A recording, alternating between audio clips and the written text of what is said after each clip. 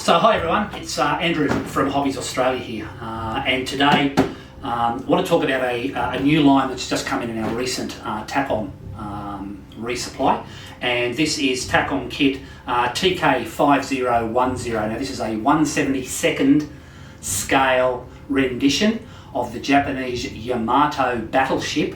It's number 1 or it's A gun turret. Now 1/72nd scale Japanese battleship.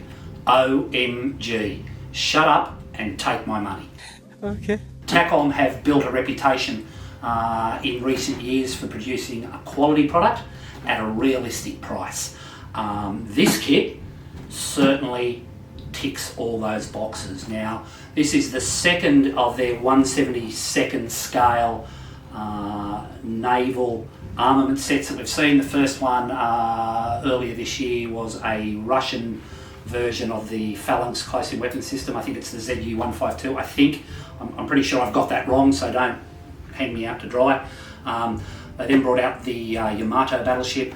They've announced for the first quarter of next year Turret B, the Bruno turret from the German Bismarck.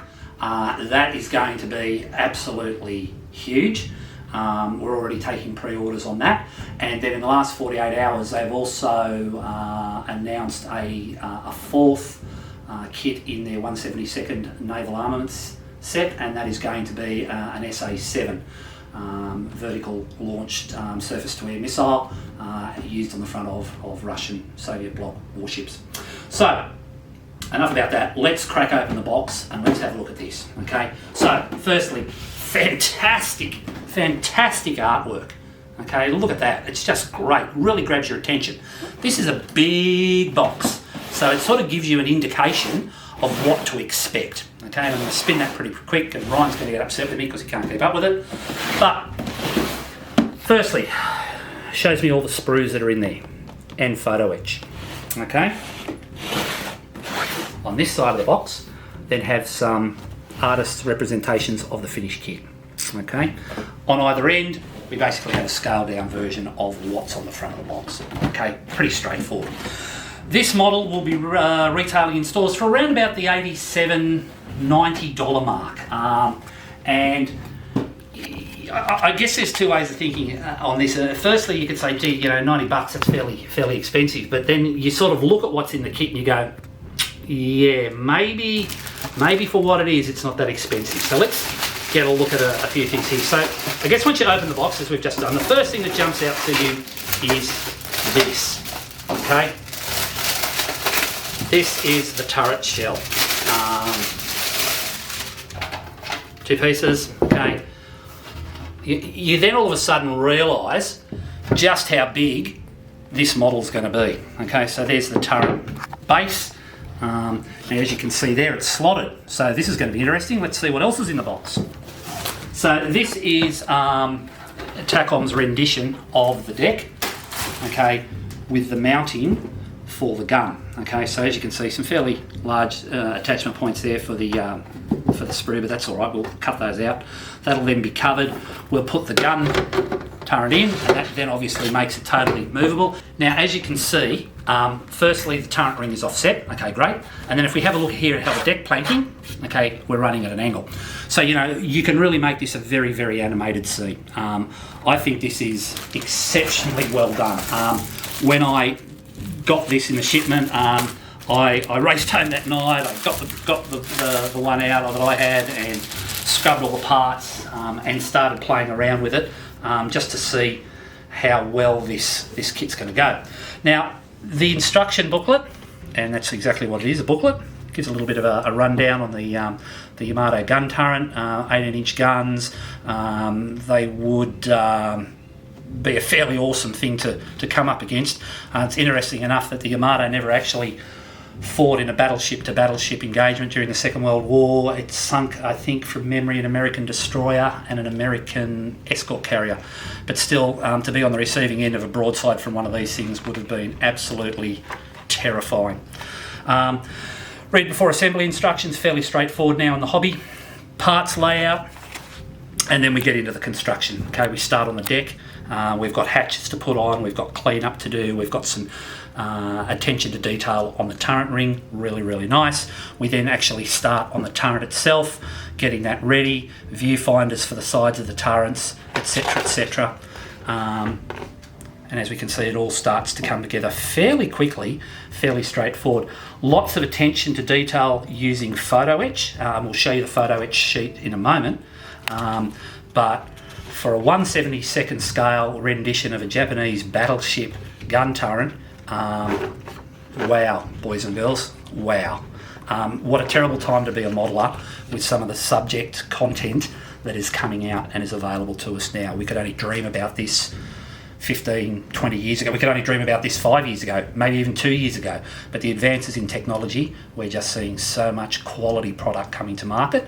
It's just amazing. We continue on with the top detailing of the turret. And then we move over to the barrels. Now, you've got two options here, so you need to work out what you want to do. You can either have the barrels elevated, as it shows on the box art, or you can have them in the vertical position, or you can have a combination of either or. Again, just a nice touch by the people at Takom.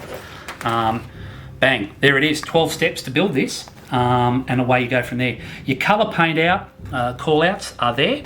Okay, very straightforward.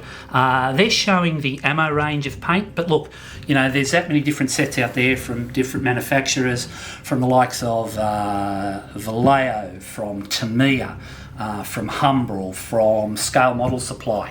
There are lots and lots of options out there for what you, the modeller, would prefer to use. Okay, let's have a look at some of the sprues now. The first thing that I thought was really, really funky. Okay, there's your photo etch. So I've got a beautiful nameplate which can be put on the front of your little display stand. We've got all the various turret top detailing, and we've got like the ledges and bits and pieces where the gunnery crew would stand. So really, really nicely done. Here's the ladders that are located on the sides and rear of the turret. In 1/72nd, this has got so much potential. You know, I'm not sure if anybody out there does 1/72nd Japanese naval figures, but I'm pretty sure there's got to be sets out there that could be easily converted. So I could see this becoming the focal point of a real diorama. Japanese crew standing around the gun, having a smoke, moving around doing their day-to-day housekeeping routines on board. These are the sorts of things that people would be looking to achieve. And 1/72nd, you know, there's going to be people out there who are going to super detail the bejesus out of this, and I say good luck to you. Well done. And there are going to be other people like me who are going to be happy just to have it out of the box. Now, I touched on briefly before that you had two options with the blast bags. You could either have them at the vertical or you could have them at the raised. Okay, and here are the blast bag. So that's probably the only option that you've got with this. So you need to decide which one you want to use. So these are the viewing ports that are mounted on the sides of the gun turret. Now, I guess, you know, if you've been a hobbyist for a while, probably the biggest you've ever made a Yamato gun turret would be in 1/350, possibly from the Tamiya range of warships. And, you know, we're all pretty chuffed about how that used to turn out. But wow, the people at Takom with this 1/72nd turret, my God, they've really, really opened a Pandora's box here. The one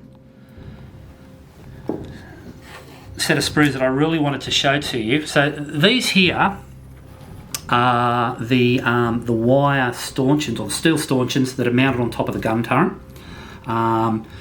that line the perimeter of the gun turret, and the gun crew would walk up there and do whatever they had to do. But you'll notice, and I'm sure Ryan can pick it up on the camera, but you'll notice that these are moulded with hollow points in them. Okay, now the idea of this, and let's see if I can do this because it's been many years since I've had to thread a needle. The people at Takom give you a length of fishing line, and the idea of the fishing line is that it's supposed to be fed through there, and you use it to represent the steel wire that would have been used as a guide rail or a hang-on-to point for the guys walking on top of the on top of the turret. Now, you can certainly choose to use the fishing wire that Takom supply. You might want to try yourself stretch sprue. You might even want to go to a product called Easy Line. But there are lots and lots of options here to use. But what is very impressive is the mere fact that the people at Takom have gone to the level of detail to include this in their kit. That's very, very impressive. The other thing is, if we look down there, okay, so that's a gun barrel half. So as you can see, these are going to be fairly large diameter. I would really recommend to people that when you build this model, because of the size of it, for goodness sakes, make sure that you probably paint the interior of your gun barrels black, because you are going to be able to see down them. Okay, I don't think it'll be long before somebody out there in the aftermarket world comes up with a photo etched insert that we can slide in there that'll probably have rifling, as would be represented on the gun barrel itself.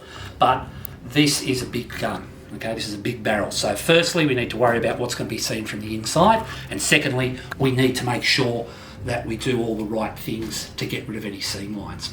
And I would be using perfect plastic putty from Deluxe Materials, and I'm putting that into the chuck of an electric hand drill, and then slowly spinning that and sanding the seam line out. There's not a lot of detail on the actual barrel that I can obliterate. It's just going to be getting rid of that horrid seam line. So using the proper glue, the proper filler, taking a slow and steady approach, measure twice, cut once.